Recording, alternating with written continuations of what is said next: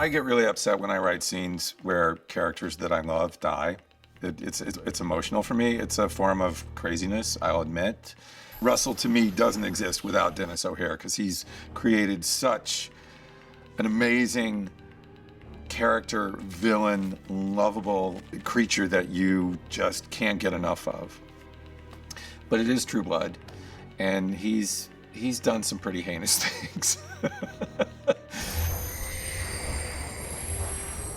We were looking for the best way to have Russell meet his end, something appropriate to his level of power as you know, possibly the oldest vampire on Earth. The idea of having him absorb the fairies' rays, which is really visually cool and a really interesting idea, you know, maybe he's so powerful that the fairies can't stop him. It's really fun and interesting that Sookie's fear is what draws Eric there. That's kind of a great moment. And that Eric comes in and completely surprises Russell in his moment of glory. You know, Russell thinks he's got it all, and that's what allows him to lower his guard just long enough for Eric to swoop in unexpectedly and stake him.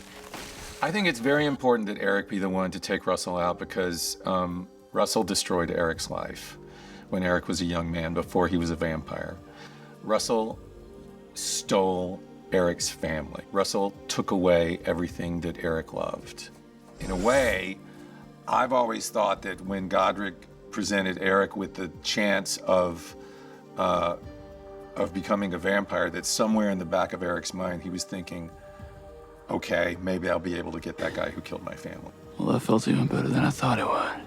It's blood vengeance. It's primal, it's mythic, and all of those things that you can do on a show like True Blood. At the end of season 5, we have fewer human characters. You know, Tara has become a vampire. Lafayette is known to be some sort of brujo. We don't know what Jason is. Maybe he is just a regular human, but, you know, Sam's a shifter. But there are not that many people left, you know. They're all supernatural creatures. So part of the challenge has been to keep them human, in addition to, you know, having all these qualities that none of us real humans have. This is the hardest episode I've had to do for the show.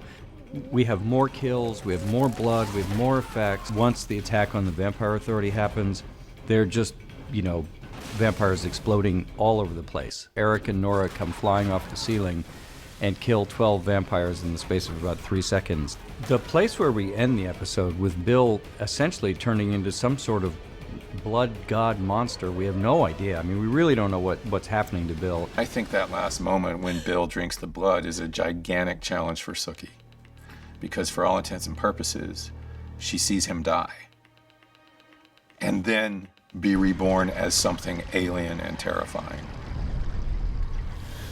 Fuck. There are things that we planted that are gonna mean a lot next year. One of them is Warlow. Who is Warlow? Is Jason gonna find Warlow? It's us against them, and that is a sad reality.